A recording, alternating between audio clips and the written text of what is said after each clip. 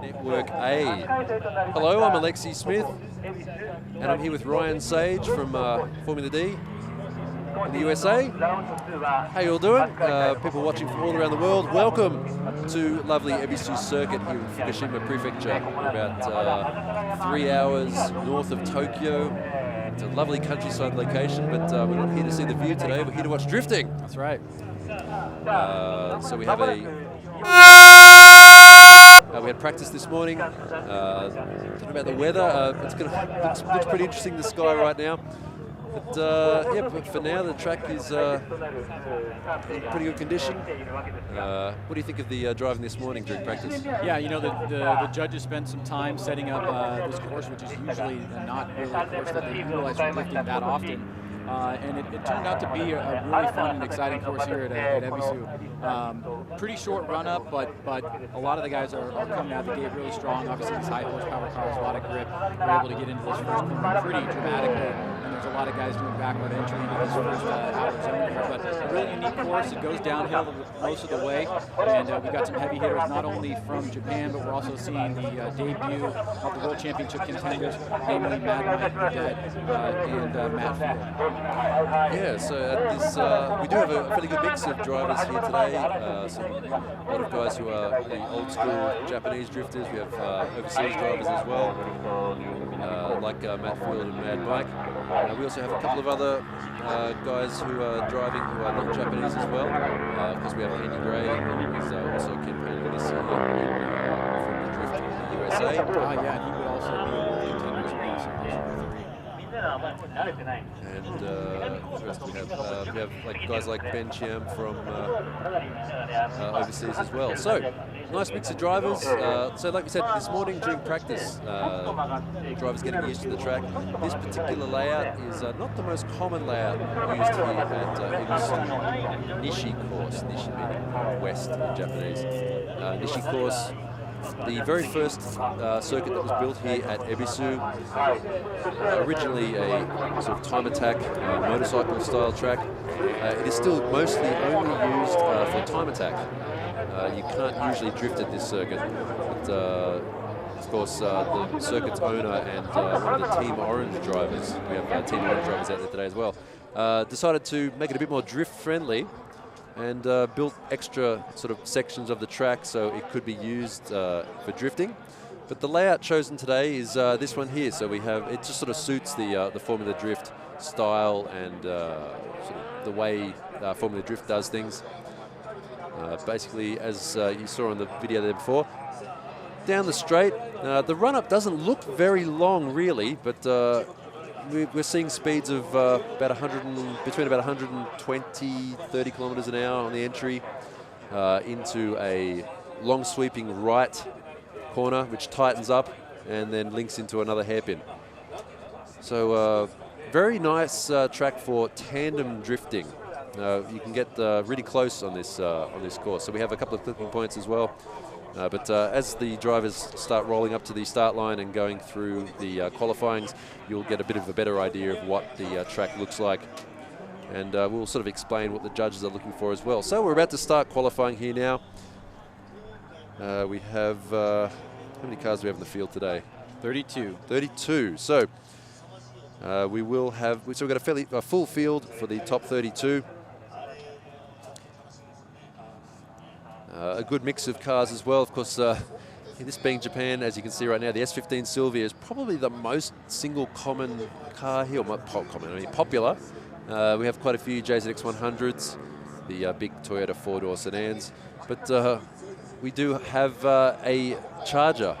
Sorry, not Charger, a Dodge Challenger. Sorry, got that wrong. We have Daigo Saito driving a Dodge Challenger here today. So that's an interesting thing in the mix. And also we do have Yoichi Imamura driving the LFA, the Lexus LFA, powered by a big single turbo Toyota NASCAR engine car. So that's we do have a really good mix of stuff out here today. Of course, we have Mad Mike in his quad rotor RX-7 as well. So we're about to begin qualifying. To everyone who's watching from around the world, thanks for joining us today. And here we go with the first qualifying run for today. So just to have a look at how the track looks here. So you can see there's your first outer clipping zone, inner clipping zone just there, and then there's another outer clipping zone just there. A switchback, another clipping zone, and into the hairpin and over the finish line.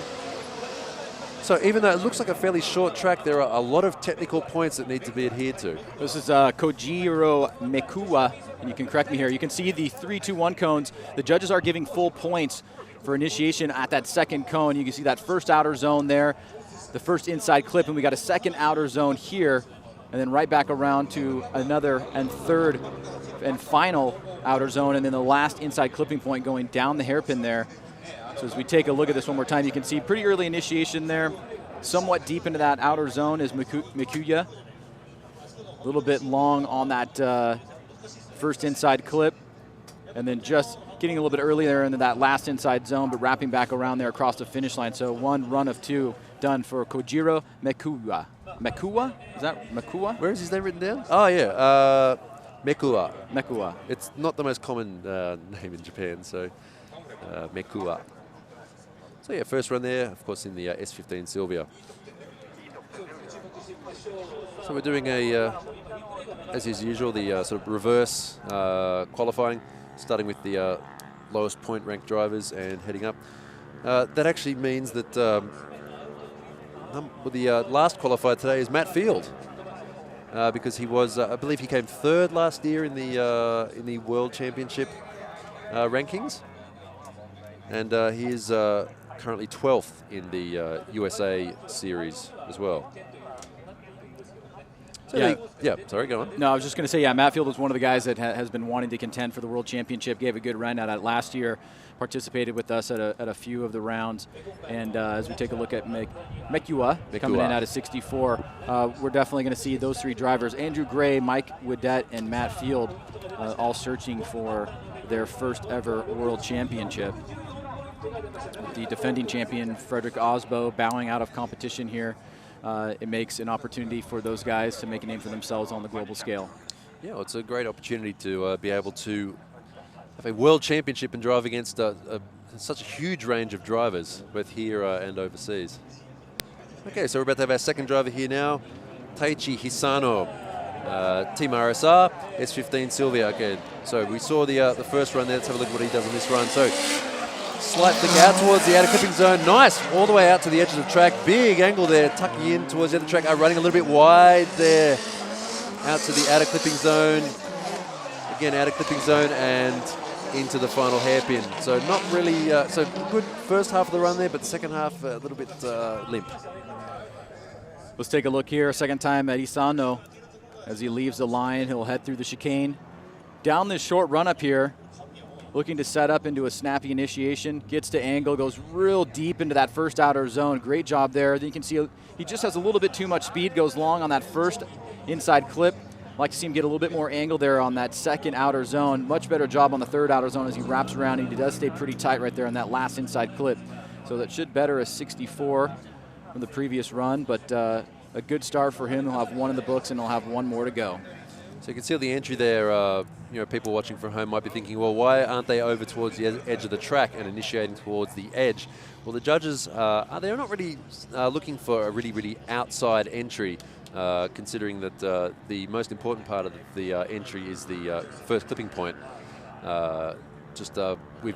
By watching the drivers this morning and also the way they drive this track, they decided that would be the best sort of entry. So not really a really outside entry, sort of a middle course, but that allows them to get, as you can see on the right-hand side of the screen there, really wide and ride that blue and white ripple strip between the two clipping points. So we're about to have our score go up for Taichi Hisano in the S15 Silvia. That's two S15 Silvias so far. I can see at least 5 or 6 more on the entry list, all of which have various kinds of engines installed. Of course, the S15 Silvia, the SR20 engine. SR20s, is there a single SR20 running in the series in the States? Oh, yeah. There are? Yeah. Okay. Yeah, absolutely. That's good. It's good to hear. Of course, most of these guys running the SR as well, but some of the other drivers we'll be seeing later on. So a score of 69 for Taichi Hisano. As he said, a bit of an improvement over 64 on the first run. So we will be seeing cars with other kinds of engines, AS15s with 2Js and things like that. Speaking of 2Js, here we have our next driver, car number 69, Shinji Sagisaka, who is a member of Team Orange. Here he goes on his first qualifying run. Shinji Sagisaka's number 69. I'll explain why he has number 69 in a minute. Okay, so a nice flick towards the first clipping zone. A little bit shallow on there. Sort of revving the accelerator, waiting to get his car around the course before accelerating down here into the towards the final hairpin. So not that great of a run there from Shinji Sagisaka, but still making plenty of smoke. So here we go, Sagisaka on his first attempt here. You can see from this angle right here, he initiates pretty well, nice and early, but he does not get deep into that first outer zone as he wraps around this inside clip. He's trying to angle up here. You can see he's a little bit shallow and not as deep as you want to be on that second outer zone. Better job on the third and pretty good job on that last inside clip. But the first section of the course is really an important aspect in terms of the setup for the rest of the course, and got a little bit stumbled there after initiation, just not reaching out to the outer zone as much as he needed to. And as Alexi talked about here, the drivers, or rather the judges, don't necessarily want to see you run this white outer line. All they care about is where you initiate and that you reach this first outer zone, filling that zone as deeply as you can. Yeah, you can see here, if you look on the right-hand side of the screen, you can see those yellow witches hats right there, 1, 2, and 3. Basically, the judges are looking for an entry right about the middle of that, along the where there's 2 witches hats. Sorry, what do you call them in the USA? What's that? Those yellow things down there. We just call them like the 3-2-1 cones. 3-2-1 cones. Okay, there you go. So cones. So yeah, a score of 21. So not that great for Shinji Sagisaka. So line and angle judge giving him zeros. Is that right? So yeah, that does not look like the accurate score. Looks like a little we'll get that updated in issue there. Yeah, we'll get that updated in a second. So it wasn't zeros for them. Okay, so our next driver again, Team Orange. We have Naoto Suinaga, RB26 powered S15, screaming towards a big flick into the first corner, but very long on the handbrake there. That was a great entry from Suinaga, but he didn't quite ride that line as well as he might have. So nice changes of angle there for Suinaga, but that's probably about the best part of that run. The line wasn't that great. So Suinaga very aggressive on initiation. We'll take a look at this again, but you can see a lot of times when these guys go for the big flick into initiation and try to drag it all the way out, it sometimes is a gamble here. You can see really good rate to entry or rate to angle right there, but then does not fill the zone. Very impressive on initiation, just didn't get his timing right. Wraps around that first inside clip. And you can see he's very, very short on that second outer zone. He brings it back around to that third outer zone and then tight on that inside clip. So he'll definitely have some mistakes there, but very impressive initiation that led to, watch the rate to angle here. Boom, woo. Right to angle, but just not enough. Not enough momentum to carry him out to that outer zone, and it causes him to make a big mistake there on that first outer zone. Yeah, it was a bit of a shame there. It was a really good, really impressive entry there for Suinaga, but he wasn't able to string the rest of it together quite as well as we would have liked to see. So I think the only RB26 powered car out here today. RB26 out of the Nissan GTR. So a score of 76. So despite the mistakes he made later on, of course, those flicks, that's the best. Actually, that's probably the best I've seen all day so far, even after watching practice this morning. Suinaga is really a all or nothing kind of driver. He always goes 100% into every single run. And one thing to keep in mind in terms of the judges scoring, the one thing that we learned in the drivers meeting is that the points allocation for line, angle, and style, line and angle specifically, are all broken up in different sections of the course. And most of them are pretty equal valued. There's 5 points for each of those individual sections to make up the total allocation. So you might make a big mistake on initiation, but get it back in latter parts of the course. In this particular section at the beginning, they're not necessarily weighing that more than any others. We look at 63 from, is that right? That's Sagisaka. Yeah, that was the guy we just saw before. So it was a score of 63 for Sagisaka. So just letting us know what's going on there. Car number 69. Do you want to know why he's car number 69? Please tell. He used to work for a adult-oriented publication. Oh, yeah. I see. Very good. Very good. So if you ever ask him about that, he'll be more than happy to tell you. Okay, so we have our next driver now, Ben Williams. Ben Williams is another foreign driver, but he actually lives in Japan. He used to live up here at EBISU circuit. Not at the circuit, but here in Nihonmatsu, the closest town to EBISU, and he's been at EBISU quite a lot. Has this Sora that he's built up and has now entered in this round of Formula D sponsored by Kazama Auto. Okay, here we have Ben Williams, the Sora out towards the clipping zone. Nice, riding into the clipping zone, but his angle not much of a snap there. Let's see what he does on the rest of the track here. Okay, he's getting all the clipping points right, but yeah, as you can see, as on the transition there, not flicking quite as hard. It's sort of stalling on the flicks left and right compared to, for example, like Suinaga we just saw there before. So Ben Williams, his first attempt here. That's the wrong name, that's but his sponsor. you can see the rate to angle for him is not as impressive as Suinaga's. He is able to fill that zone, so taking a little bit more of a conservative approach. And as you said, wrapping back around that first inside clip and trying to reach out to that second outer zone. Not a big flick into that third outer zone, so you're not going to get as much style points by that approach. But he was able to be pretty clinical in getting out to the outer zone, number 3, and that last inside clip across the finish line as we take a look again. Yeah, so you can see, watch this, like really as the cars flick back and forth. So watch this as he flicks back, just, yeah, you can see the car, yeah, the rate of rotation just isn't that fast and aggressive looking. But of course, you know, this is the first run. These guys all do get 2 runs. You know, for if you're not 100% familiar with the track quite yet, or it sort of makes sense to use your first run as sort of a test. Okay, so we have a score of 66 there for Ben Williams. So Ben living down in Tokyo, actually I think in Yokohama, just near Tokyo, coming up for this event. So next we have our next driver, Toshiharu Kazama from Kazama Auto. If you've ever heard of Kazama Auto, this is the boss of Kazama Auto. Car number 50. He's actually turning 49 this year, so he's almost as old as his car number. Probably the oldest guy out here today.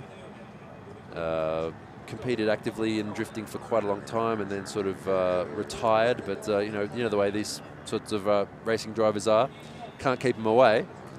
So he's back out having a go at this round of Formula Drift Japan. So here we go with our next driver, Toshiharu Kazama. 2JZ powered S15 Sylvia. Big counter flick on the entry. Riding along, ooh, very, very wide, right to the edge of the track. Ooh, just barely hanging on to it. But still not a bad run so far. Right on the limiter. Down through the flip-flop into the hairpin, running quite wide there. A little bit shallow on the angle, but still not a bad run he managed to string together there. Let's take a look at Kazama's first approach here as we make our way through this field of 32 drivers. He comes down into initiation here. Another guy taking a little bit more of a conservative approach, gets into that zone, but he probably could have used a big flick there to really slow the car down, because you can see he goes way deep on that first inside clip. Not that great on the outer zones there, just kind of staying in the middle of the course there, so we'll definitely get some deductions for the line as Kazama puts 1 in the books, and he'll have 1 more chance as we make our way through the top 32 drivers here in qualifying. Yeah, you can see his hands there, reefing the steering wheel left and right. This is actually a great angle. You can see sort of down into the car. If you can see down into the car, it gives you a good idea of how the drivers are actually managing to handle the track. Of course, that's why speaking of looking at drivers, that's why you notice Team Orange wears bright orange gloves. So we have a score of 56 there for Kazama. They wear bright orange gloves because they don't want to hide their steering technique. They want to show how confident their driving is. So that's why they say if a driver wears black gloves, he's probably not that good. Okay, next driver now, Hirohide Tanaka. Team Sonic Racing. Mr. Tanaka owns a panel shop, which I've actually taken my car to once or twice, up in Saitama near Tokyo. He's built this car over the past few years. with a bit of help from Daigo Saito. So we have our next driver. Okay, watch this flick here. Big flick. Nice fast entry right to the edge of the track, knocking over one of the pylons. Going to wash off his speed there. Watch the front wheel. A bit of a straight in there. Big angle running really wide left and right. Oh, that's going to be a half spin there and a spin. Tanaka. See there, Free Craft. That's the name of his workshop. Maybe even though he's had this car in the build for a few years now, but maybe he still doesn't quite have the hang of it. So here we go. Let's take another look here at Tanaka, who looks like he starts off pretty strong, and it'll be the second half of the course he struggles with. Breaks it loose the opposite way. Nice job right there getting into that zone. But another guy with a little bit too much forward momentum. You can see he goes way deep or way long on that first inside clip, makes a correction as he wraps back around, and then a lot of angle there, and unable to hold it, and he'll have a 0 for run number 1. Yeah, like as you said, Ryan, even if you do stuff up on one part of the track, of course, different parts of the track have different point weightings, and it can be possible to make up your run score on other parts of the track. So it does make sense to try as hard as you can the whole way through. But obviously trying a bit too hard there. Hirohide Tanaka in the Mark II getting a 0 on his score. Okay, here we go. Our next driver now, Shinji Minowa. Shinji, probably well known to most people who have been into drifting for quite some time here in his JZX90, built entirely by himself. Here comes his entry. Nice fast entry, 130 k's an hour. Ooh, hitting the first clipping point marker. Revs dropping all the way down there. So the runs we've seen so far, I don't know, I mean, compared to the practice we saw earlier this morning, all of a sudden after lunch, these guys have sort of become a little bit sluggish, maybe. Shinji in his JZX90 Mark II. Well, here we go. Let's take a look at Minowa. You can see just how important the timing is on initiation and leading up into initiation. He comes off a little bit early there on that first outer zone, and it will cost him for sure, as you can see as he wraps back around here on that second outer zone. Tries to flick it into that third. Trying to make something here on the latter part of the course. So struggling on the initiation. Let's take a look at it again here. As you can see, comes down pretty non-aggressive approach, slow rate to angle, but then as he gets into that first outer zone, he comes off way too early. And even though he is able to get through the paces here in the rest of the course, that first section will definitely cost him, as he'll put a exclamation point on run number 1. Yeah, obviously the entry of this course is the most impressive part, and it is directly in front of the judging stand. Like that view you can see there is basically where we're sitting. Okay, so a score of 64 there for the first run, Shinji Minowa. Heyman, JZX90 Mark II. Quite a cool car, very traditional sort of build, T88, Trust Turbo, so G-Force. Okay, speaking of G-Force, which is an American brand, we have some American muscle, Daigo Saito in the Fat 5 Racing Dodge Challenger. This Dodge Challenger used to belong to a Formula D competitor, I do believe. That's right. Okay, here he comes in his run, the big V8 screaming down the front straight. Quite shallow on the angle, but here we go. Winding on the angle as he goes onto the second flipping point. Look how big and heavy that car is. He's really having to muscle it all the way around the track. So fairly slow in his transitions, but still getting good angle and staying high in the revs, keeping his speed up all the way around. Now that car does not look easy to drive on this track. So the vehicle, former champion Sam Lee-Hubinette, now driven by Daigo Saito. We know Daigo is always one for spectacle, but now trying to make the vehicle competitive here for this event during this weekend. You can see struggling a little bit there on initiation, not a real quick rate to angle, struggling to stay consistent in hitting those outer zones and inside clips, but he'll get through, get a score, and with 32 drivers, he'll definitely be in the competition tomorrow. As we take a look at this one more time, comes through the chicane, down this short straight, pretty much a straight line approach. You can see tries to put angle in the car, put the rear butt of the vehicle into that outer zone, goes way long on that first inside clip. Not a lot of angle there coming down the hill, and then a little bit shallow there, not very deep into that last outer zone, and then finally around that last inside clip for Daigo Saito.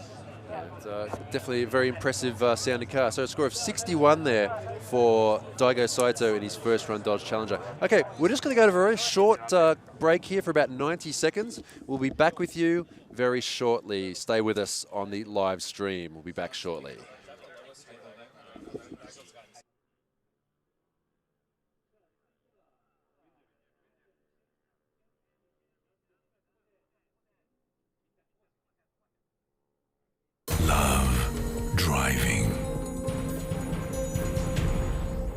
Advan.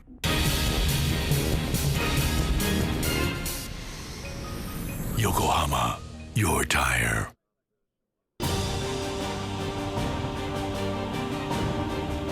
The brightness, called brilliant, blinding and vivid, Valentine. スポーツモデルからコンフォートモデルまでメイドインジャパンのハイクオリティシートグリッドあらゆるステージで使われている理由をお試しください。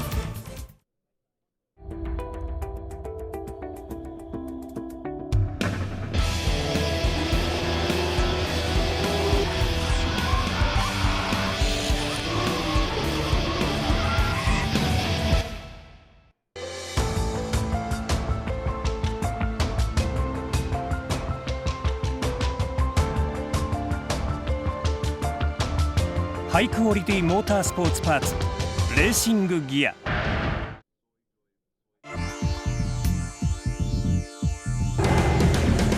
The brightness, called brilliant, blinding and vivid,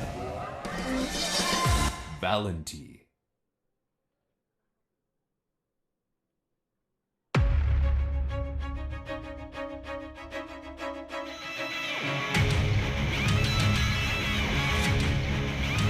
GPS ハイブリッド電波ソーラー G-SHOCK カシオ。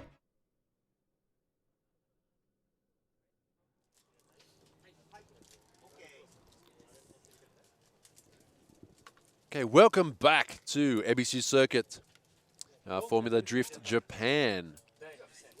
Lovely EBISU Circuit. Look at the scenery you got here. Nice mountains in the background. Still got a bit of snow on them.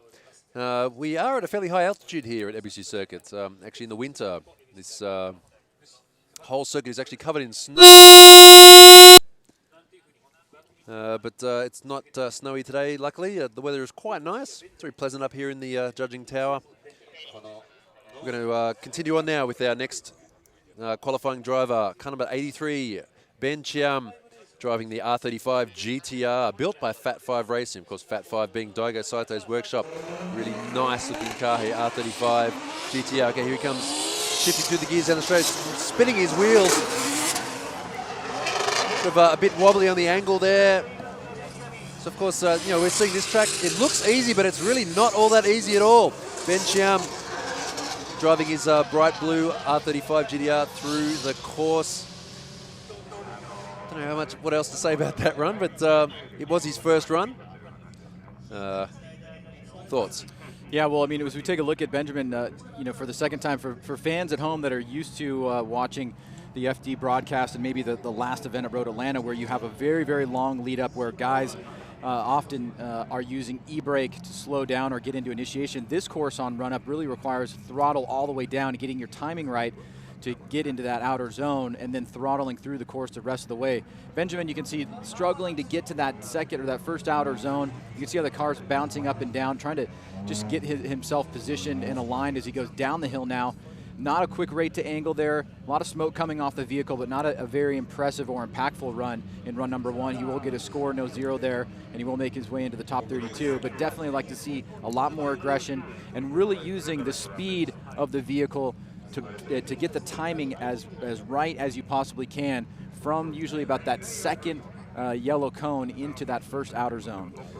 Yeah, so it is, I mean, it might not look like it, but it is a technical track, and you know, if you can string it all together, it does look very impressive. Okay, here comes our next driver, Masaki Kasahara, S15, nice angle, riding through the outer clipping zone. Good line there, a little bit off the second clipping point. On the hard on the accelerator, flicks back, nice flick there. So that's the sort of thing we're looking for. And around the final hairpin over the finish line there. See the finish line with the green and yellow cones. Nice run there from Kasahara. Yeah, let's take a look at this. You can see really interesting way that he approaches this. Great rate to angle, and he stays on throttle through that first outer zone. Very impressive there. Goes a little bit wide on that first inside clip, trying to find a way to get out to that second outer zone. Brings it back around to that third outer zone, and nice and tight on that last inside clip. So one of the drivers getting his timing right. You can see a lot of times when you initiate, you're off throttle for a second. He was on throttle all the way through, and then just gets off right there to get his timing right to that first outer zone. Or that first inside clip. Just mistimes it a little bit, but pretty impressive from the get-go. Yeah, that's as Ryan was saying.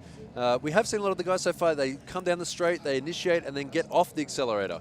I mean, you can't really see it from the angle we're looking at it from, but directly behind the initiation point, here we have a score of 80 there for Masaki Kasahara. So a good score there. So what the best run we've seen so far today.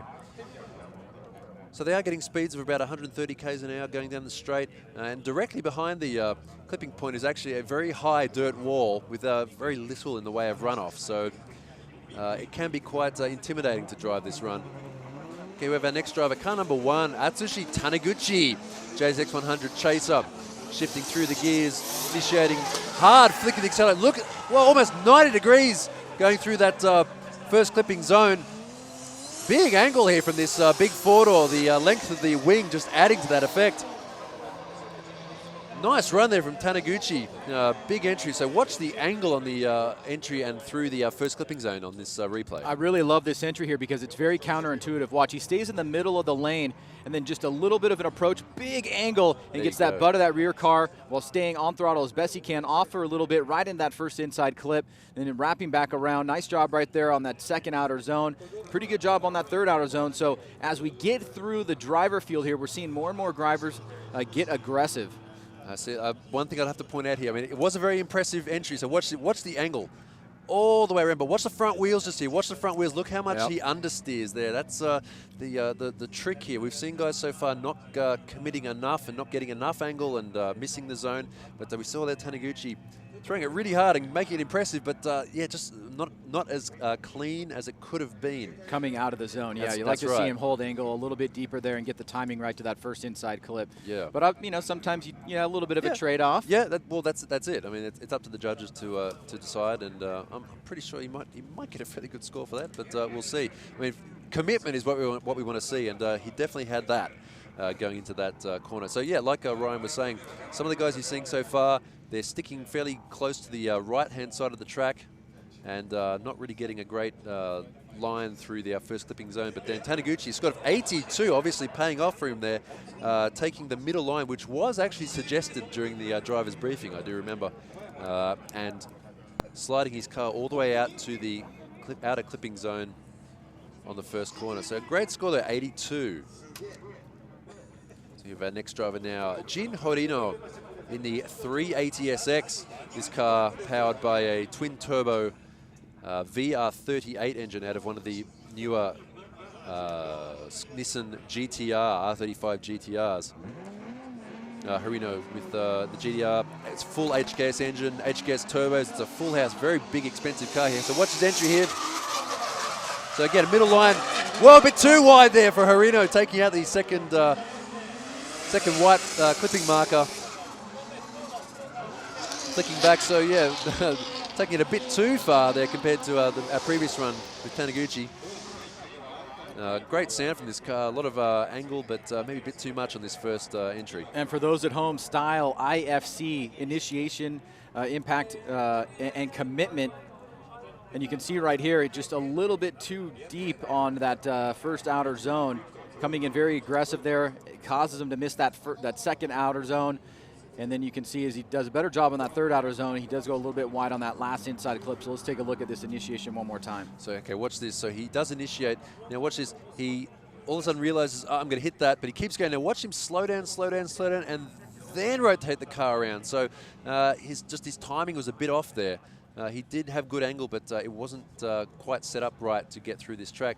This is really a surprisingly technical track, isn't it, compared to what it looks like. It looks fairly simple, but there are a lot of points to it that you need to hit to manage to get through. The timing of it seems to be probably the most important of it from the onset, because if you don't get the initiation right, the rest of the course is going to be hard unless you can find a way to reconnect. But because of the initiation, fluidity, commitment aspect of style, you're going to see a lot of points being allocated here in addition to the line and angle.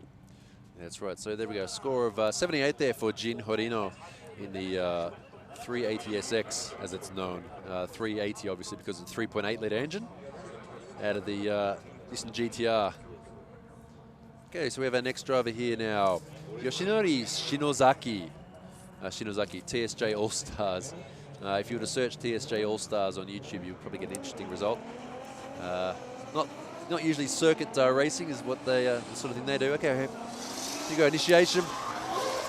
Bit shallow there, but still getting out to the edge of the track.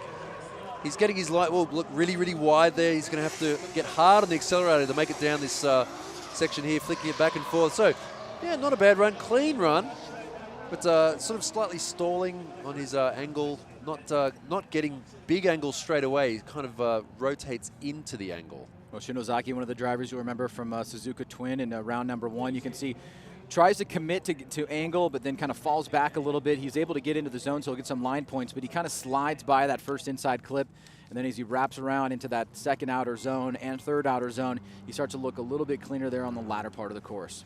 Yeah, it was a neat run, but there wasn't really anything too flashy about it. It was still not a bad angle, but watch as he rotates, like the car begins to rotate more and more and more. He doesn't get angle and keep it. He kind of rotates into his angle. So you can see that here too. It kind of bit more, and then makes his way around. Bit of an understeer there too. So yeah, the timing is really difficult on this track. When we see someone get it right, it's going to be spectacular. But I'm sure as we go up the qualifying order, we'll see that. Okay, so score there, 70, not too bad. Yep, that was about right. Score of 70 there for Yoshinori Shinozaki in the Mark II.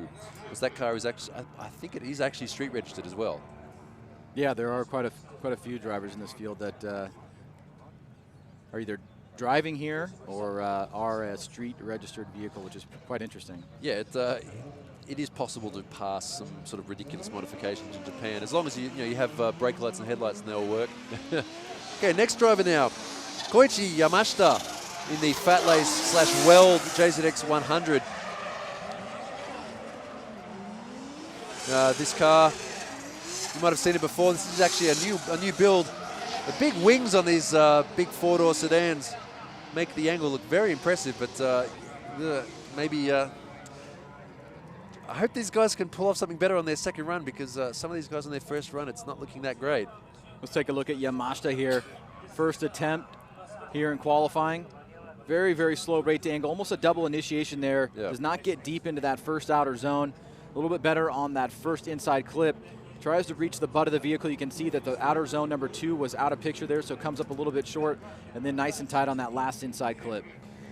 In his defense, this is a new build, even though we saw a similar looking car at previous Formula Drift rounds. You can see by the white roof, it is actually to pass the current regulations.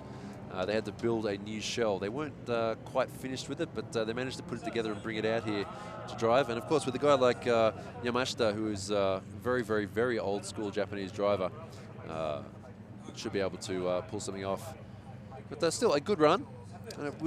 I think we're being a little bit negative with some of these runs, considering they're getting fairly decent scores for all of them. But compared to the practice this morning, hopefully they can pull something out in their second run. So a score of 75 there for Koichi Yamashita, which seems to be a fairly good score compared to the one so far. Okay, next driver, car number 35, Tadahiro Fukada. Fukada having the worst luck in recent times, originally blowing his built engine, then blowing his turbo yesterday, so he only just managed to swap it out. Initiating. Fukada. Okay, good line out towards the first clipping point. Riding into the second clipping point now. Hard on the accelerator, down the hill. Third and fourth outer. Not bad, fairly conservative run, but very clean. Clean and consistent run there for Fukada. So something to definitely build on.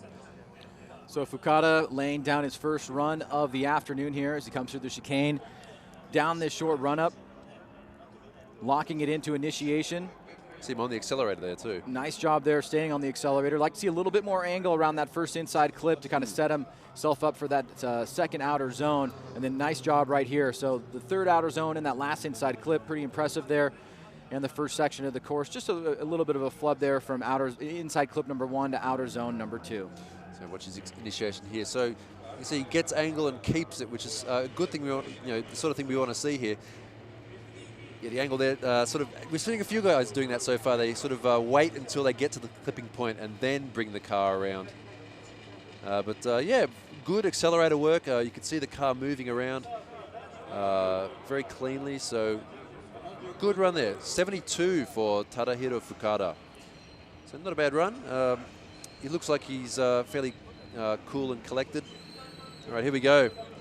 Next car, LFA. OTG Motorsport, the Osaka Toyo Pet Group. So this is about as close as you're going to get to a real works car at this event. Osaka Toyo Pet is a Toyota dealership group. They sourced this car. The story I heard was they sourced it from Germany, brought it over here and stuck a TRD NASCAR engine and put a turbo on it. He had the highest speed this morning, Yoichi Mamura. Whoa, nice flick there, the LFA all the way out to the outer clipping zone. This is looking like a really good run.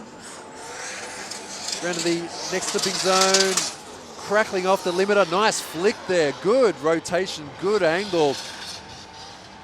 The car doesn't look like it's, some of the other guys are sort of falling over themselves trying to manage to get the car on the track, but he was solid the whole way around. Well, one of the most impressive things about this car in practice is just how much grip he can lay down out of the gate. I mean, about 135 kilometers per hour is what he was averaging. You can see right there, he tries to throw some big angle in the car, finesses it to that first outer zone.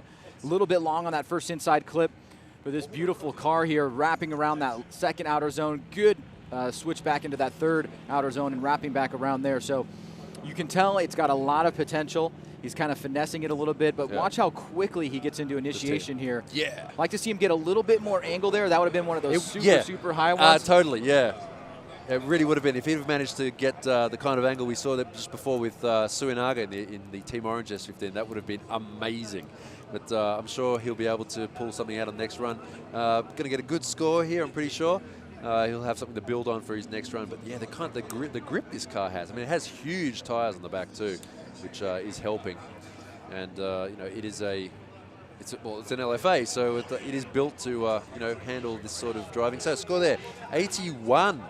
Not the highest score yet, but still a really good score there for Yoichi Mamura in the LFA. Okay, here we go. Next driver now, Kanam 54, Sheng Nian from Team Kazama with Power Vehicles. This car is actually also built by Andy Gray. We're seeing out there today as well. So here we go, shifting through the gears. Watch the initiation here. A handbrake pull. A little bit shallow there, not quite getting out all the way to the edge of the track. A bit too tight there on the second clipping point. But yeah, not bad here. Third and fourth. Nice, out towards the fourth clipping point and into the hairpin. So starting off a little bit weak there, but slowly building up and looking really good towards the end of the run. Well, those familiar with Sheng Nian, that is not the same vehicle that he's driving in the Pro 2 Series back home. He's got quite a few of them that look exactly the same. Yeah. He's running it basically sponsorless, running his own program here. You can see he has a little bit of trouble on that first inside clip. He's able to get out to that second outer zone. Decent job there as he puts the butt of the car right in the beginning section of that third outer zone and then wrapping back around. We've seen this kid get better and better over the years. Just a few years ago, he was barely able to control the vehicle, but as he's spent some time out here with the Power Vehicles guys and really learned some of the dynamics of driving that four-door sedan, he's really learned how to control the vehicle much better now and has become an impressive young driver. Yeah, the JZX series not quite making much of an impact overseas just yet, but still very popular in Japan. Very easy to modify and very cheap as a base car too. So a score of 79 there for Sheng Nian. Not a bad score. First half of the run a little bit weak, but getting better and better as he went through the course. So securing a fairly good score there of 79. Okay, next driver now, car 36, Kenji Yamanaka, Tomei. Tomei engine, 3.6 litre 2JZ. Has a big turbo, makes about 750 horsepower. but apparently the torque is off the chart with this engine. It's a big torque monster that they've built up. Kenji being with Tomei for quite a long time. Of course, driving in the USA as well, but he's here today in the Tomei demo car. Okay, so here we go. Kenji Yamanaka shifting up through the gears. Watch his initiation here. Out towards the, well, just knocking over one of the pylons. Fairly off the accelerator for a long time there, but okay, here we go. Down through the third and fourth clipping point. The switch back there, a little bit damp. A neat run, not too bad there for Kenji Yamanaka, but just a little bit lacking in excitement. So impact just a little bit down here for Kenji Yamanaka, a longtime driver in the series many, many years ago on stateside. He takes more of a wide approach here. You can see he comes off the zone a little bit early as he hits that first cone on the first outer zone. Loses a lot of speed, but he's able to wrap back around that inside clip, and a better job on that third outer zone there as he's nice and tight on that final inside clip there for Kenji Yamanaka, run number 1 of 2. As we're more than halfway through the field here now, so we'll take a look at his run one more time.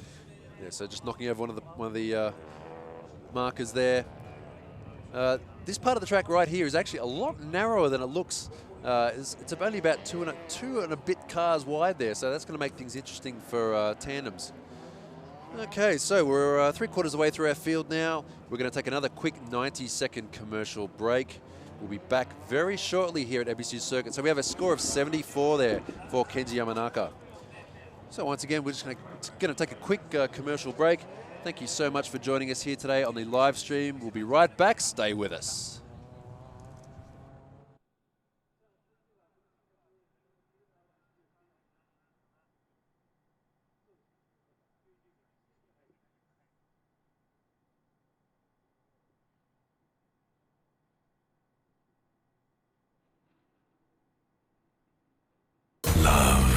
Driving.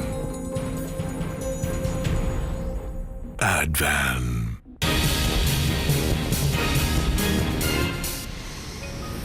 Yokohama, your tire.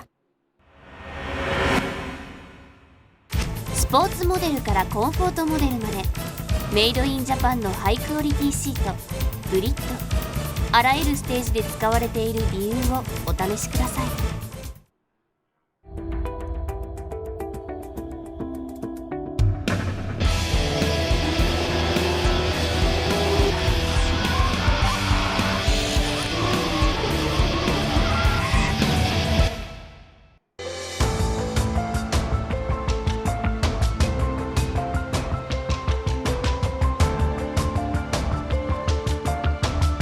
ハイクオリティモータースポーツパーツレーシングギア。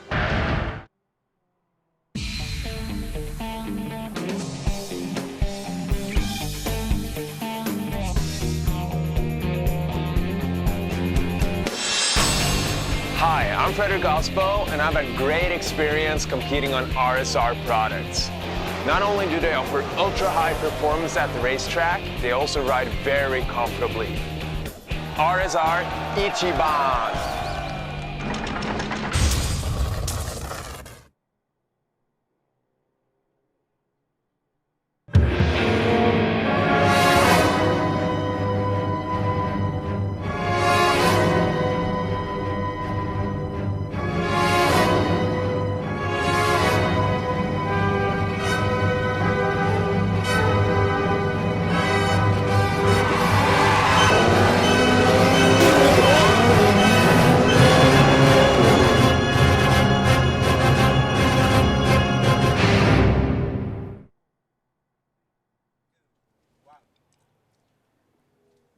We're back now here, Formula Drift Japan, round 2 at EBISU Circuit, Nishi course. Welcome back, welcome to everyone watching from all around the world. I know we've got people watching in the USA, in Australia. I know because they've been sending me messages. All around. We're about 2/3 of the way through qualifying today.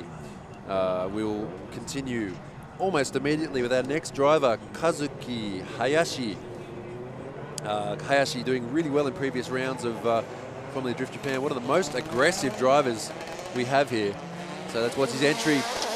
Watch the angle he puts on out towards the outer clipping zone. Nice, riding the outer clipping zone, the tail of the car. Holding consistent angle out towards the outer clipping zone, and they flick back here. Oh, okay. Nice angle there from Hayashi. So a good run there. So just clean the whole way through. That was a good run. Let's watch this again on the replay. Yeah, gets the timing just right from that first outer zone to that first inside clip. Aggressive all the way. Great throttle control. Let's take a look at it here. You can see nice initiation there. Good rate to angle. Pretty good job on that first outer zone. Yeah. Nice and tight on this inside clip here. Reaches out to that second outer zone. Good flick back around, deep into that third outer zone, and then nice and tight on that inside clip. One of the better runs, if not the best run we've seen so far. Great throttle control, good consistency, and just overall hitting most of the marks. Yeah, I think you said as consistency was the thing we've been missing so far here today. Guys getting certain parts of the track right, but not other parts. But Hayashi stringing together a really good run there. Every single part of the track, just hitting it, you know, out of zone clip point. Nice run. So that's, you know, as you can see, we are getting towards the top end of the qualifying order. So hopefully we're going to see more runs like this, if not better, from now on. So Hayashi, we're going to get a score from him very shortly.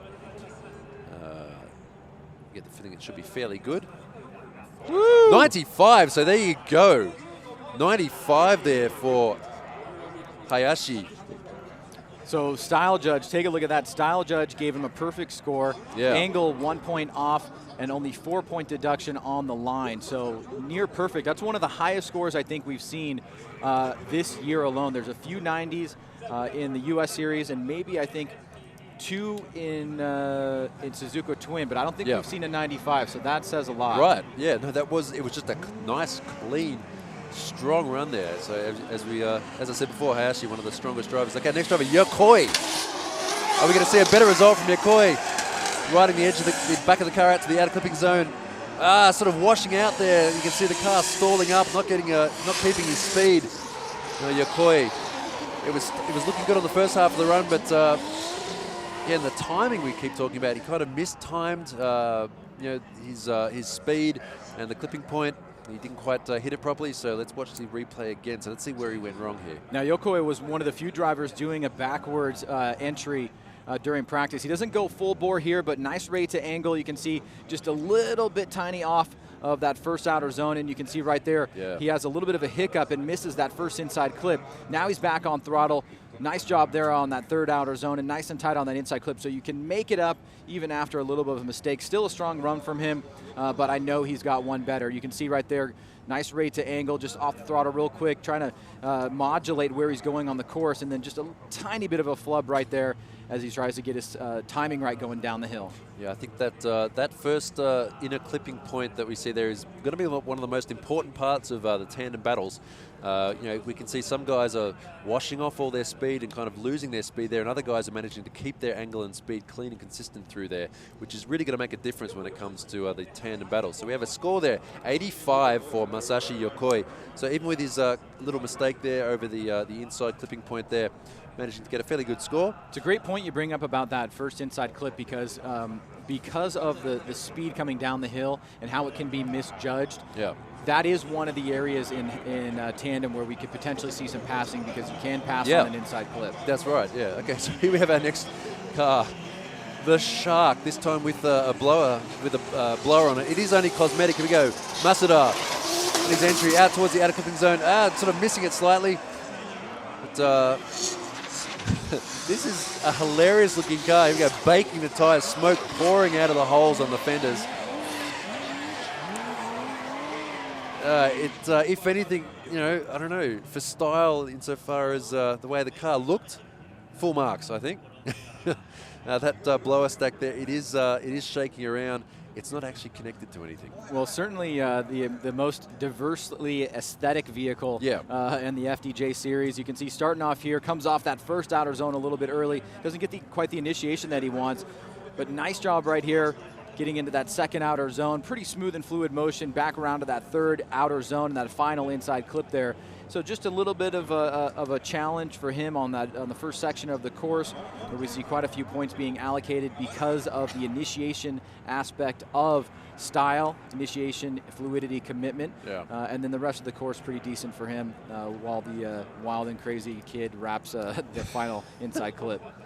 It's funny too. I did a bunch of Snapchats yesterday, and the Snapchat of him was by far the most popular. It had a whole lot of screenshots of it. Okay, Toshimitsu Masuda, score of 75. So yeah, great looking car. The run was a little bit off here and there, but it is a hilarious car. So we will be seeing it later on in the competition. Okay, speaking of hilariously modified, this is probably the most Orthodox car we have here today. That's not Takahashi, that is Kazuya Iizuka. Iizuka. I had a chat to him about his car earlier today, and I said, is there anything you want to talk about or anything special in the car that you've done? And he's like, no, it's pretty basic. So it's just a JZX 100 Mark II 2JZ engine, basically the guts out of a Supra, the Get-Rad 6-speed box and 2JZ. So very Orthodox car. Nice Orthodox run so far too. Taking the outer clipping zone, or running really wide on the first clipping point, and the second outer clipping zone, and third. So good there. So we're seeing again people who are getting the timing right on the first outer clipping zone, sometimes missing the timing on the first inner clipping point, right? Well, here we go. Let's take a look at him. Watch the throttle control here on initiation. He's on throttle, then off, on, off. Right. Through that section of the course there. Trying to get the timing right. He doesn't get it exactly the way that he wants. He goes a little bit long on that first inside clip, and much better down the second section of the course here, that third and final outer zone, and that last inside clip for Iizuka. Because this is I know that overseas, of course, the guys do this too, but especially here in Japan, pulling the handbrake and locking the wheels for anything more than a split second is really, really frowned upon.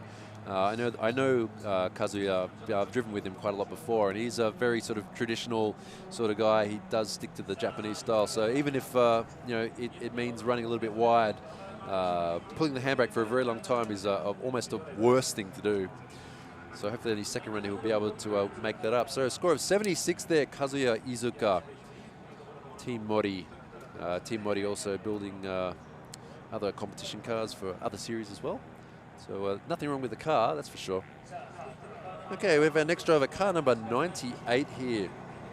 Takahashi in the Chaser. Once again, another JZX 100. He had a little bit of car trouble this morning, but managed to fix it. Here we go. TMS Chaser. Shifting through the gears. The car bucking as you see a really long handbrake pull there. Just like the sort of thing I was saying. Even so, there we go, we're back. So we just missed it for a second there. So once again, the timing, it really is on this course. The timing of everything is the most important thing. And once you screw yourself up on one part of the track, it just messes up the entire rest of the track. Well, here's Takahashi, run number 1 into initiation. You can see right here he's getting a big e-brake pull. Yeah.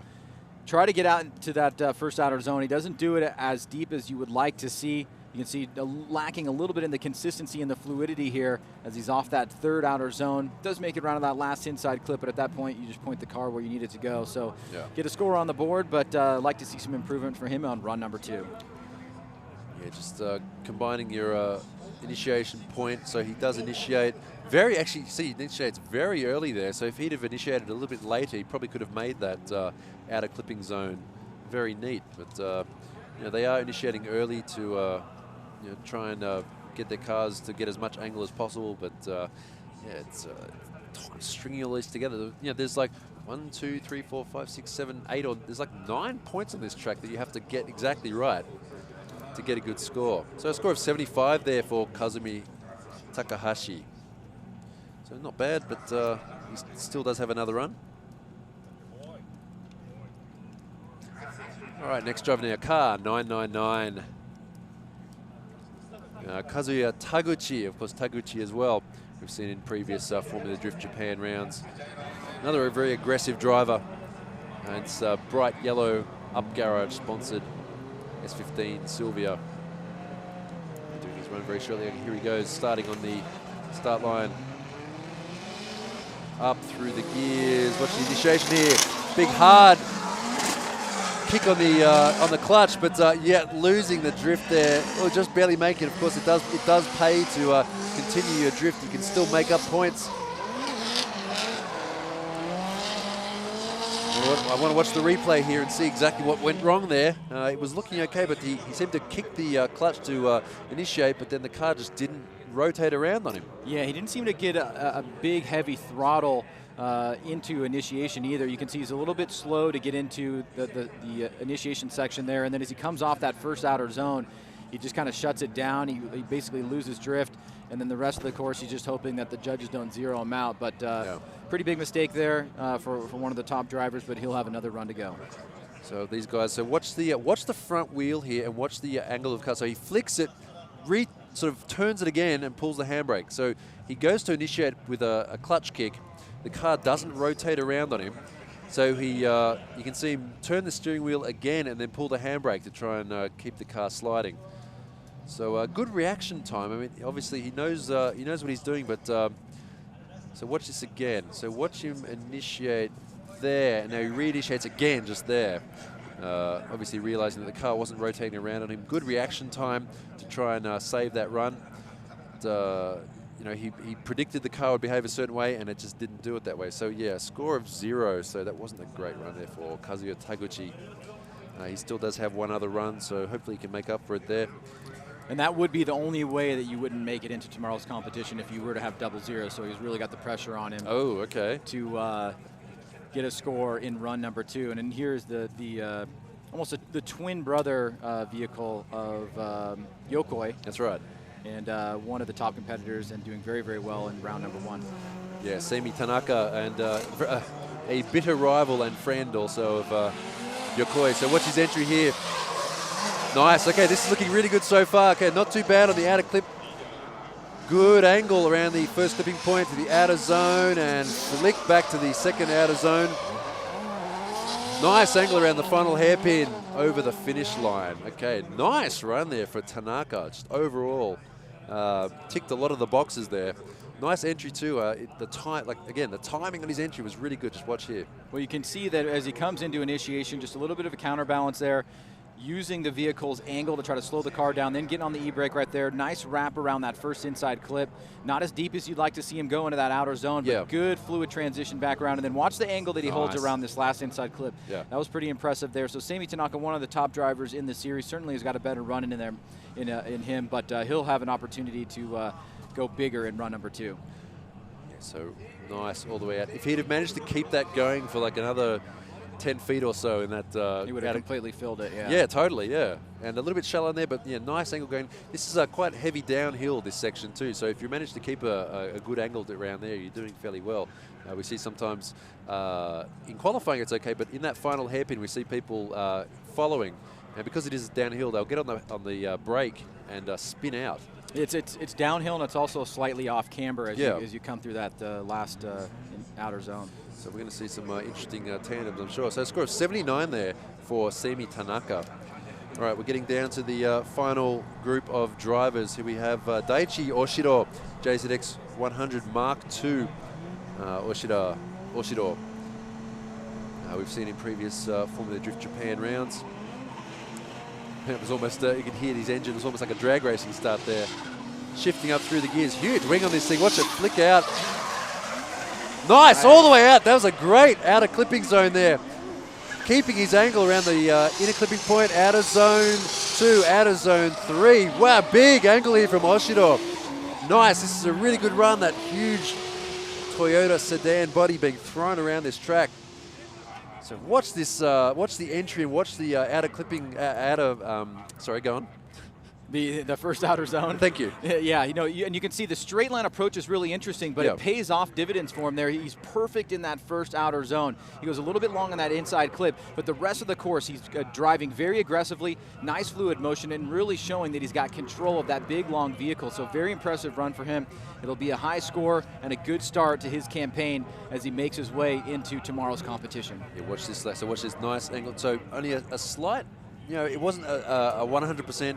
angle straight away, but he managed to get into it as soon as he was into that outer zone, he had full angle and he was holding it all the way around. Again, flicking out again. Nice. This is a really good run here from Oshiro. Yeah, like you said, showing control of his car and showing confidence in his driving and also in the track and the conditions. Which is the sort of thing we want to see going into tomorrow's competition. So a good score there for, sorry, not a good score, a good run there from Oshiro. 84. There you go. Okay, you almost called it. I almost got it. 84 for Oshiro. So a good score there, puts him in the sort of the high end of the field. Okay. So then to our final 3 drivers here. So we have now Andrew Gray, last year's Formula Drift Japan champion driver, and also he'll be debuting in the next round of Formula Drift in the USA in a almost identical looking car. It's got some different stickers on it. Andy Gray, JZX 100 Chaser. You see Suinaga in the background. So here we go. Nice, pretty aggressive start there. Straight on the accelerator, spinning his wheels down the straight. Andy Gray out towards the outer clipping zone, right all the way out. Nice again, good timing there. Keeping a clean run there on the limiter down the hill. Outer clipping zone 2 and 3. The final hairpin. Good. It's a good run. We thought we just saw a good run there from Oshiro. We just saw an almost, I would say, almost better run there from Andy Gray, but we'll see. Well, Mr. Gray basically eats, sleeps, and breathes EBISU. He basically lives here as a shop here, and you can see why he's so confident on this track. You can see just very, very deep and consistent in that first outer zone. Nice job on the second outer zone. Good fluid motion and rotation back around to that third outer zone. So line-wise, absolutely incredible. And as we take a look at the initiation again, you can see a little bit slow rate to angle, but he really gets deep into that zone, and that'll show the judges some control of that big vehicle. Yeah, would have liked to see a bit of a harder flick there on the entry. That would have looked really cool, especially with the amount of time he spent in that outer zone on the first corner. But yeah, nice clean run from Andy Gray. Of course, all these guys do have one more run that they'll be able to throw down and try and get a better score. So that was a nice run there from Andrew. And as was mentioned, he's basically at this circuit every single day. Whoa! A score of 95. So line-wise, look at that. Line-wise, perfect. Yep. Angle 2 off and style 3 off. He did have as his line was really good. And it makes sense because I would have given him some deductions on the initiation aspect of style, and it looks like he at least got some in that section. Yeah. So there you go. So a bit more of an aggressive entry would have paid off even more for Andrew Gray, but still good score there, 95 for Andrew Gray.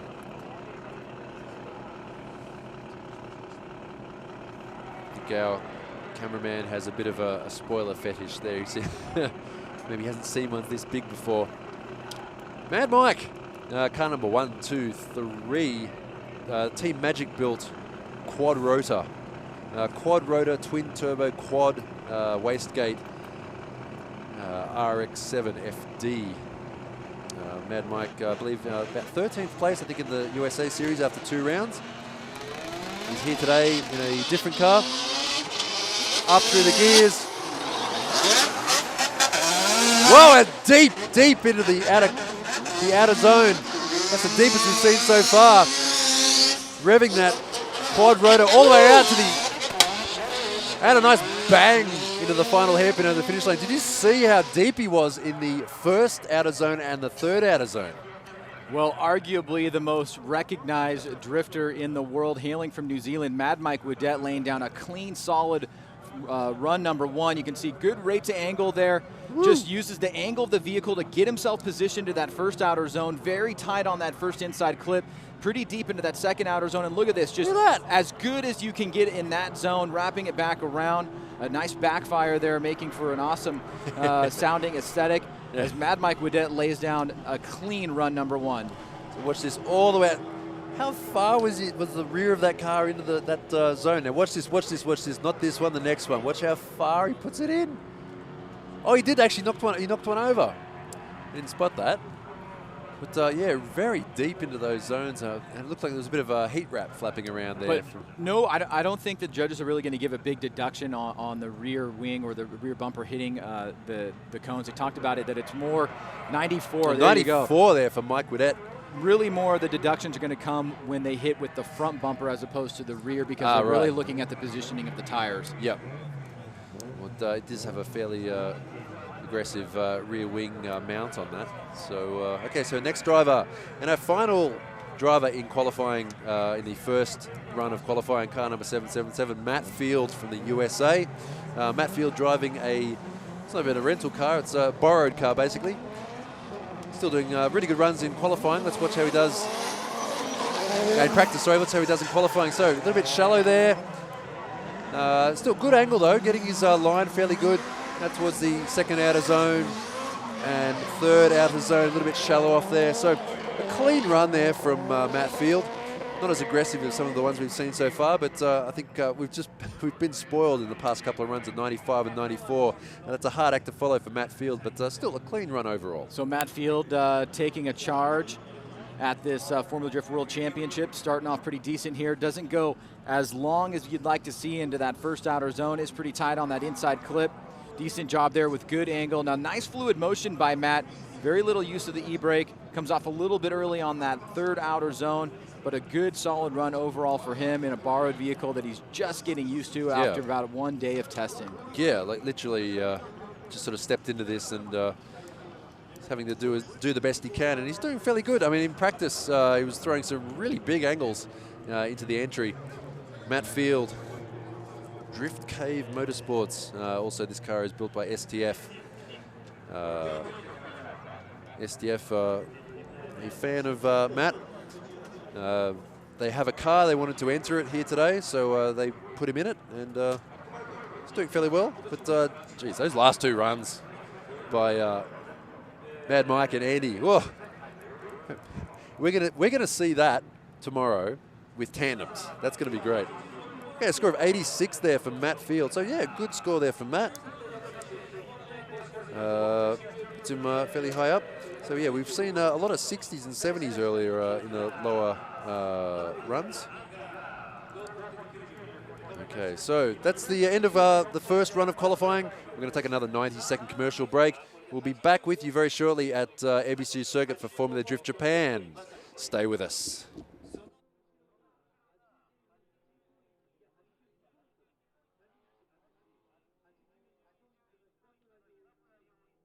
Love driving. Advan.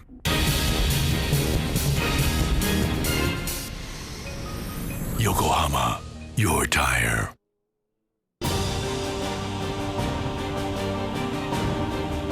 The brightness called brilliant, blinding and vivid, Valentine. スポーツモデルからコンフォートモデルまでメイドインジャパンのハイクオリティシートブリッド、あらゆるステージで使われている理由をお試しください。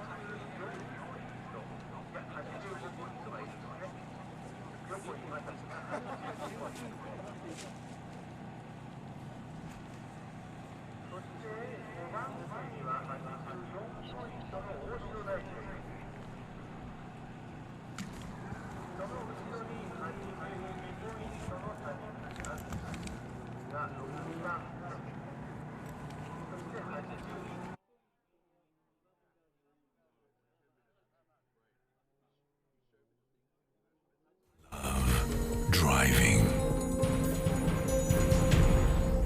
Advan.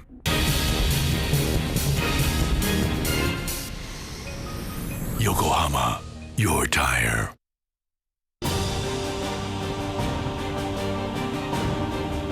The brightness called brilliant, blinding and vivid. Valentine. スポーツモデルからコンフォートモデルまでメイドインジャパンのハイクオリティシートグリッドあらゆるステージで使われている理由をお試しください。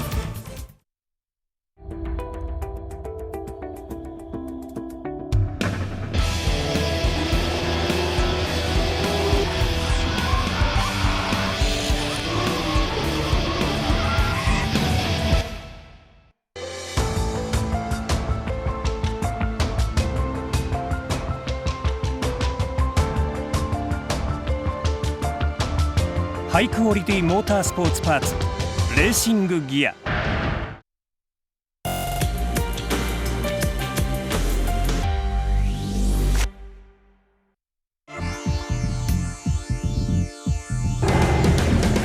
The brightness called brilliant, blinding and vivid.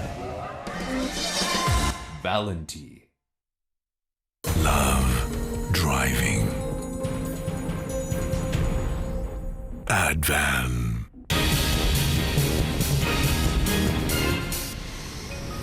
Yokohama, your tire. スポーツモデルからコンフォートモデルまでメイドインジャパンのハイクオリティシートグリッドあらゆるステージで使われている理由をお試しください。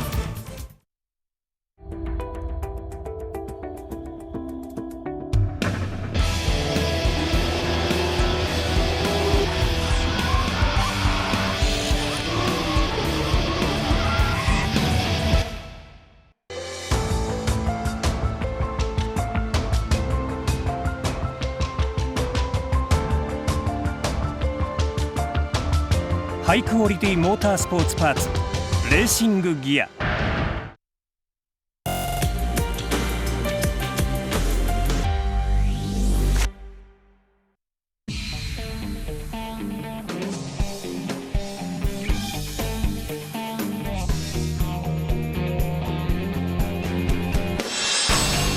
Hi, I'm Frederick Osbo, and I've had great experience competing on RSR products. Not only do they offer ultra-high performance at the racetrack, they also ride very comfortably. RSR Ichiban!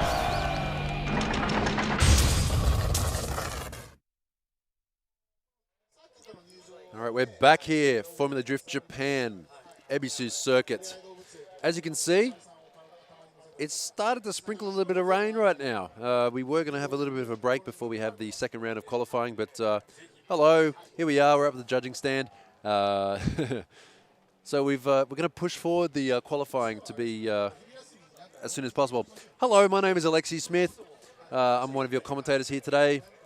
I'm here with Ryan Sage. and we'll be doing the commentary for today's qualifying and also for tomorrow's competition. So, yeah, as you can see, we've got the umbrellas out. It's not raining quite yet, but there's some very threatening looking clouds. It did say on the weather report that it was going to rain today. It looked like it might have held off, but I've just been looking on my phone at a weather report application, and it does look like there's a bit of rain coming this way. So we'll see what happens. Hopefully it just for a little while until we get our second round of qualifying going through. You see in the background there, Miku warming up his tyres on the burnout area. Here he's coming down. So we will be starting very shortly. So yes, I'm here today with Ryan Sage. We'll be doing the commentary. We have our judges here today. Andy Yen, who's our angle judge. We have Ryan Lantain, our style judge. And our line judge today is Robbie Nishida. You can see there Miku putting his wipers on.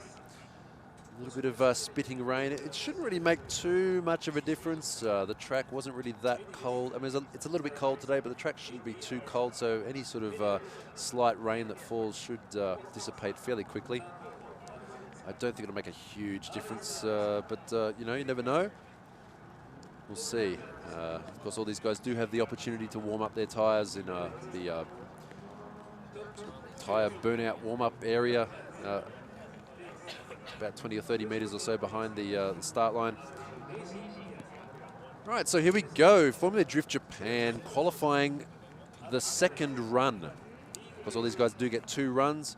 We do have 32 cars here in today's lineup, which means we do have a full field.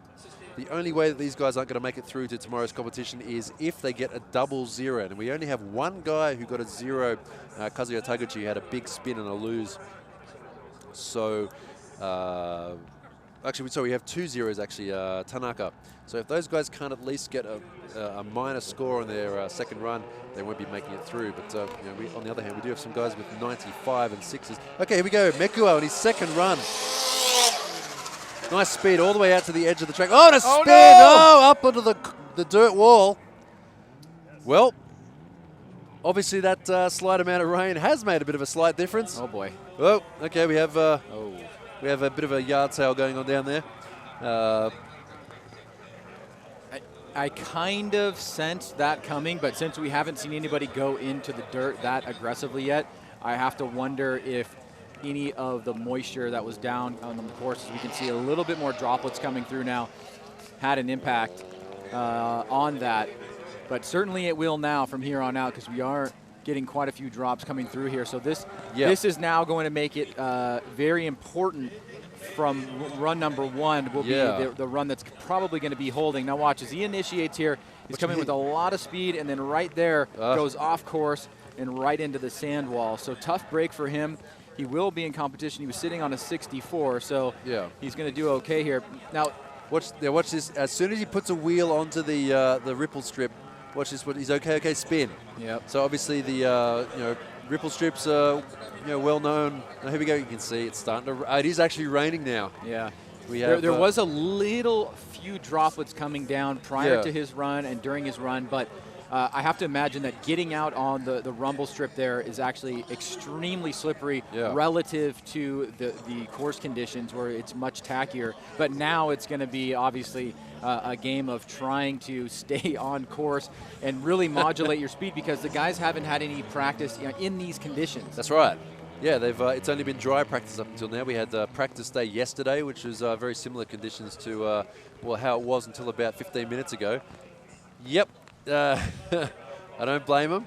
I think most people who came in today weren't quite ready for rain. Everyone's running back to the pits, the covered pit areas. They're pulling out the. Maybe they're heading back to their cars. Actually, yeah, I can see quite a few people walking down through the pits. They're probably heading back to their cars to go and get their umbrellas from the car park. So this is going to make things interesting. I'm not surprised. Let's just put it that way. We are known. We bring rain wherever we go.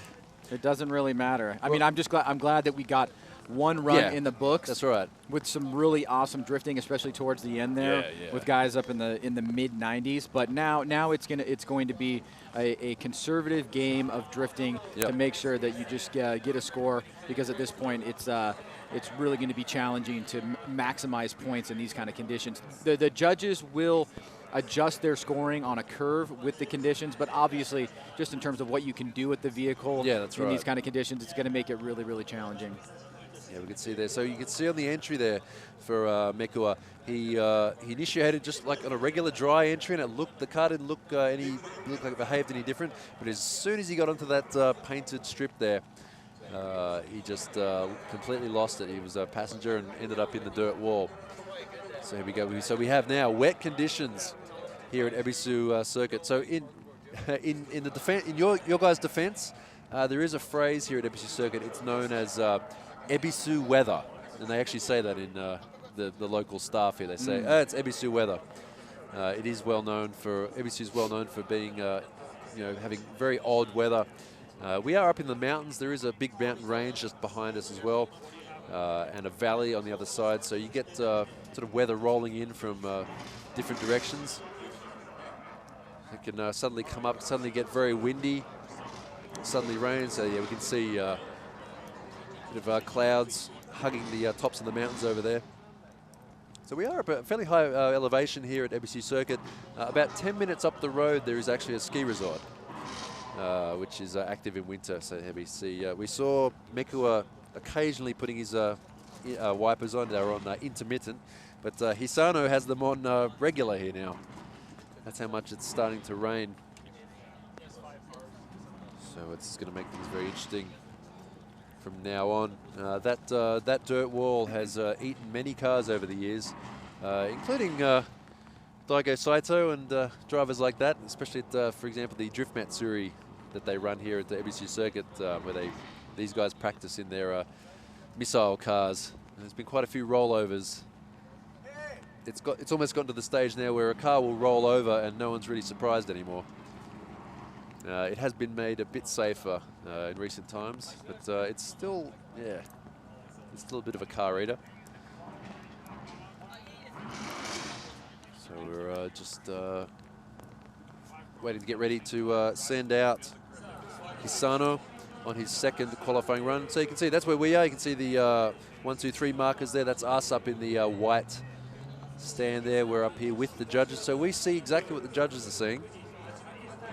I think what we're hearing from the technical staff is that because of the amount of moisture that's down now, they want to give the next 5 drivers an opportunity to check out the grip conditions. I'm not sure if that's 100% confirmed, but that is what I'm hearing over the radio. So that is something that we do from time to time in the series, is to try to give everybody an opportunity to at least have a feeling of what it looks like. It obviously adds more time to the show, but when you're fighting for positioning and where you're going to line up in the top 32 for tomorrow, it's fair to give the drivers an opportunity just to kind of see what the grip levels are. Yeah, I mean, drifting is not it's not a motorsport that is reliant on one sort of weather condition. Like, it does run under any kind of weather, but yeah, like you said, you do want to make it fair and make sure everyone gets a good run. I mean, I was in a competition here at EBISU Circuit once on Minami course, not this one, but another one, where it was dry and then all of a sudden it just rained. It absolutely bucketed down and the track basically turned into a river. But okay, here we go. So but then about 10 minutes later it was dry again. Okay, so our run here from Hisano, so we can see there, very slippery. Like Ryan was just saying, we are giving the next batch of drivers a chance to try out the track and see how it feels, to see what the grip levels are like.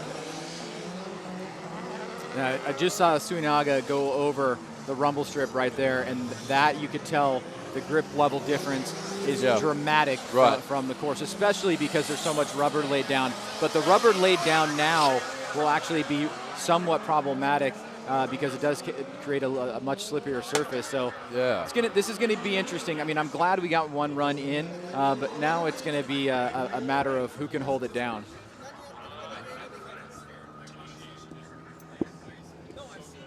Yeah, so hopefully you guys are keeping up with what's going on. We'll do our best to explain whatever's going on here at this event.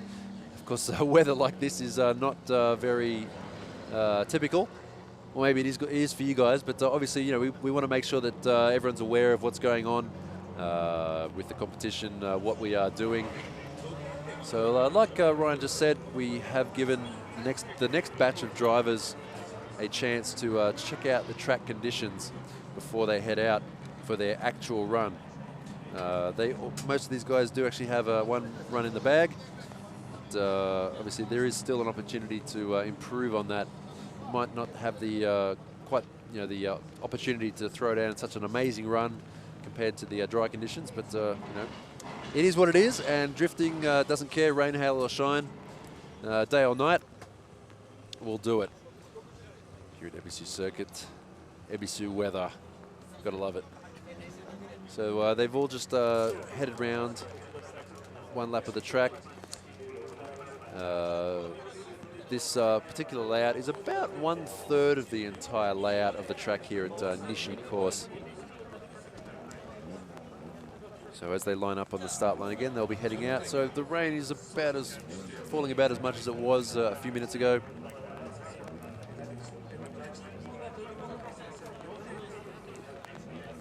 So we just saw there before, Kojiro Mekua, score of 0 on his second run. So he had a 69 on his first run. He will be going through to tomorrow's competition, but with a 64. my mistake. 64 on his first run. So we have our second run now. Okay, here we go. Second run now for Taichi Hisano, S15 Sylvia. Very wet conditions, wipers on full. And now watch as he gets into the track. Whoa. Oh, okay, managing to keep it together. The difference in speed is dramatic. Well, what's a lack of grip on that ripple strip? Wow.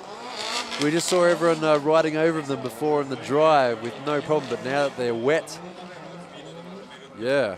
So the difference in speed is quite dramatic. Well, I got to tell you, pretty good. Yeah. Pretty good there. I'd be happy with that. By Hisano. Now, he's looking at better at 69. So what this will tell us when we get the judges' score, as we take a look at Hisano, who's really just trying to modulate his speed appropriately. He's going to be using the e-brake here to kind of put the car into position. Then down the hill here, it's just going to be a lot of throttle control, trying to stay off the rumble strips there that are incredibly slippery, and then wrapping back around to close this up. If we see an equivalent score here of 69 or better, we'll understand the curve that the judges are grading on now because of the conditions are changing. As the conditions change, the curve will change and adjust, and we can still see scores that are up in the mid to excellent category. It's just going to take a driver to really, really show some incredible car control in these conditions to be able to get those kind of scores. Yeah, I mean, if you can pull off an amazing run in wet conditions, if you can pull off a run as good as something you'd expect to be done in the dry and the wet, then that's even more impressive. Japanese drivers have a saying that like guys who are good in rain are known as ame yaro, like rain dudes. Like they're known as being they're good in the rain. Of course, there are some race drivers who are known for being exceptionally good in the rain, and there are some guys like that. Usually, the story goes is because when they were practicing drifting, they didn't have much money. So they'd go up to the mountains when it was raining. Look at that, 69. So a score of 69 there for Taichi Hisano. So yeah, not a bad run, very clean. Good run there, even though he was going quite wide all the way onto the outer zone on the second half of the course. Managed to keep it together. Good throttle control and kept it together for a score of 69. So basically the same as his first run. So there you go. That's a nice consistent score. He had a 69 in his qualifying in the dry and also in the wet. All right, here we go with the next driver now, Shinji Sagisaka in the Altezza, 2JZ powered Altezza, wheel spinning all the way down the straight. Okay, nice fast entry, very middle line there, not very far out into the outer clipping zone. But, good angle, but not that great of a line. So here trying to get the power down. Nice flick back there into that final hairpin. Whoa, whoa, whoa, whoa, just sort of just hanging on to it there. Of course, there is a ripple strip on the inside there, which is just as slippery as all the other ones. So yeah, the first part of this run, not that great for Shinji, but the rest of it not too bad. So unlike Hisano, who went for a much wider approach, trying to take a risk going into this first outer zone, Sagasaki goes for a more conservative approach. You can see really hitting that e-brake to slow himself down to hit that first inside clip, up on the rumble strip there on that second outer zone. Now swinging the car back around, using the angle to slow the car down. Better job through that last section of the course. Holds it right through the finish line, which the green and yellow cones indicate the finish line. And he'll make it through for his second run, sitting on a 63. Yeah, that wasn't too bad. Maybe he was, it's that gamble of throwing in with the amount of speed that you have and seeing how far it'll take you and then having to sort of modulate the cars. Using the foot brake and the hand brake to get it as deep as you can into the the first outer zone. Because getting on the handbrake for a long time isn't a great way to do it, but it can be effective. It didn't really work for Shinji Sagisaka. Now he has a score of 67. So a score of 63. So he has improved. So a score of 67 there for Shinji Sagisaka. All right, here we go. Our next driver, also from Team Orange, Naoto Suinaga, RB26, straight 6 GTR engine, powered S15 Sylvia. You can see him bang it into gear there. Suinaga also very familiar with EBISU circuit. He actually works here. So very smooth, nice running over the ripple strip there, keeping a consistent angle all the way around, consistent speed, and Angle all the way to the edge of the track. Whoa! Knocking over both of those white markers. Taking a very ginger approach to the track and to his run, but that first half of the run was really nice. He controlled that very well. So Suinaga started us off in run number 1 with a very impressive entry. And on run number 2, he doesn't hold back too much. You can see, obviously, the rate to angle here is going to be a lot slower because of the grip decrease on the course, but he's able to fill that first outer zone. Nice job on that inside clip. Now he's going to drop a tire or two here. I'm actually okay with this because I like to see them get out to the zone deeper rather than playing it more conservative and staying in the middle of the course. So nice job by Suinaga wrapping it around that last inside clip and doing a pretty good job there. And I think given the scale of the judges' first 2 scores, he might possibly best that 76. So we'll see. Yeah, I get the feeling he might do that. Yeah, so we saw in his first run, he did have a huge flick. I think the biggest one we've seen so far today, rotating the car into the first outer zone. But, here today, you see him rotate fairly slowly, gets angled, and a little bit more angle there, and only just a little bit. So it wasn't a very choppy. He wasn't bringing the car to angle very choppily. He was doing it very smoothly, very controlled, going really wide there on the second outer zone, into the third outer zone, and into the final clipping point and over the finish line. So yeah, nice clean run there. So a score of 76 there for Naoto Suinaga. So improving on his first run, which was 76, moving up to a 78. So yeah, good run there for Naoto Suinaga. Of course, in these wet conditions, it does look like it is drying slightly too. So I don't know, but it is raining. But some parts of the track are looking a little bit patchy. So I don't know, it's very interesting. Let's see what these guys are made of, how they can handle this. So our next driver, Ben Williams, from Australia. He's currently based here in Japan. Has this very cool-looking Sora. We go with the entry. Oh, huge angle. He's not going to hold this. He's definitely, backs it into the, he's almost going to flip over there. Backs it into the dirt wall, rotates around, gets it up at a bit of an angle there. Okay, let's watch this again. Oh, Benny. Well, one of the challenges with taking a lot of speed down this short run up here and then going quick rate to angles, if you can't hold it, you're going to wash out like this. Now he tries to get on the brakes, but it's just too little too late. Nearly flips the vehicle, and obviously he will have to retain that 66 from run number 1, and hopefully the vehicle's not too poorly damaged. Looks okay, looks more cosmetic there than anything else, but could have been bad had he flipped it over. Yeah, that could have been really bad. Of course, all these cars do have fairly stringent safety standards. They all do have roll cages to make sure that in the case of a rollover, these guys will be okay. So like I was saying before, this wall eats cars. Oh, Benny's not looking too happy there. I think this being his first foray into Formula Drift, sorry. He's very keen to get out here, but yeah, that run there, I don't know, what was he thinking? He was coming in with, he came in with more speed than we just saw Suinaga come in with. Like, he was going flat out. But there, like you said, once he started to rotate, it just kept going, and there was no way to bring it back. That part of the track there with the outer clipping zone is, the actual track surface itself is a nice tarmac, but just sort of outside that is the painted ripple strip, which, ripple strips are slippery. And then just past that, it's sort of concrete and, that sort of material. Actually, so a score of 0 there for Ben Williams. Just outside of that clipping zone, actually, interestingly enough, if we see it next time on the camera, is it's a burnout box for a drag strip. There is, sometimes they run the straight here in a reverse layout and run it an 1/8 mile drag strip. It is slightly uphill, but they still do it. So we see Ben Williams driving away. You can see he has, I don't know, maybe it looks like his intercooler is okay there. The car is driving off, but yeah, the rear of that car is a little bit bent up. He might have to get the pry bar out to straighten that exhaust. So it was a fairly clean hit directly onto the back of the car, so it might be not too much of a problem to get this car functional again. It's a bit of a shame there for Ben Williams. So he does have a score of 66, which I think is probably about the lowest. No, we have seen a 64 for Kojiro Mewuka. And a 56. 56, sorry.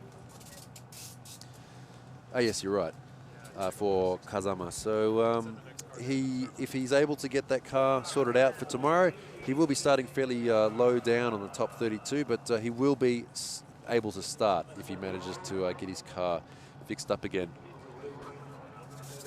So hopefully just making sure that the course is okay.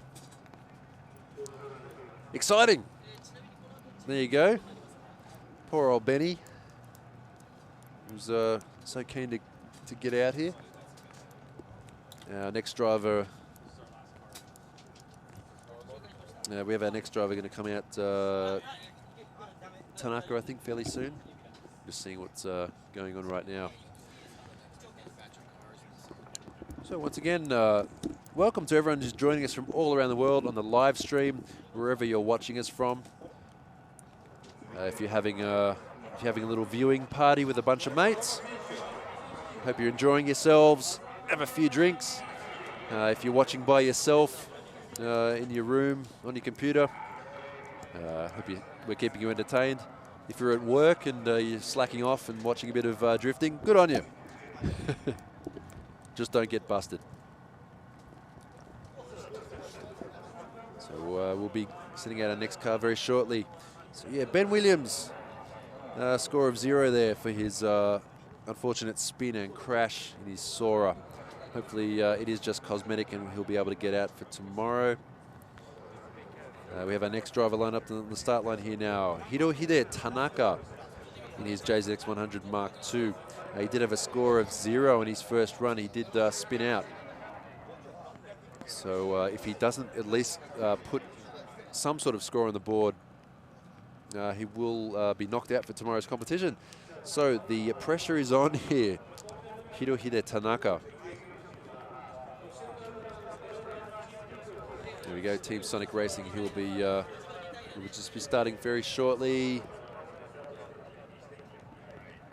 Fat tyres on that car. It looks quite tough, even though it is a big sedan. It's got even bigger tyres on it. So hopefully he won't suffer the same fate as Ben. I don't know. I mean, Ben came into that entry at absolutely full speed. If he pulled it off, it would have been really cool. But yeah, obviously the car, physics dictate that what is it? Body in motion wants to continue in the same direction, and in that same direction was the dirt wall. Okay, so here we go. The second run for Tanaka. He just has to keep it. He just has to keep it straight. Get on it, get on it. He just has to keep it going. Keep it going. Keep it going. Yes, that's it. That's all he has to do. Just finish the course. Finish the course. Finish the course. Oh, there's something wrong with the car. Stalling up there. He just has to finish the course to get through to tomorrow. Wow, that was a really inconsistent. I don't know. That was an inconsistent run. The car was sort of bucking and spinning a bit. Okay, watch this entry. I thought we were going to be Ben Williams reminiscent here. Yeah. But he actually holds on to it. Woo! And then you can see he puts some big angle in the car, gets back on the throttle. Obviously, he makes a little bit of a mistake here, but good on him. I mean, I'm sure you guys can hear at home the Japanese announcers bleeding through. Struggles right here, just not able to get the car back into drift, but very, very fun to watch there. He's got a 56, so he's going to be okay. But we'll see how the judges treat this as they look at their scorecards. And what we'll do now is that he was the last driver that what was it? Yeah, that was we skipped. We skipped the driver. Right. Yeah, so right. That's why I was cheering so hard. I was like, just keep it together. Just keep it together. A 0. Oh no. What did? Okay. Oh dear. Oh, it was a good run there for Tanaka, but unfortunately, yeah. Anyway, excitement here at EBISU Circuit. We're just going to take a quick 90-second commercial break. I promise this time it's only 90 seconds. We'll be back with you.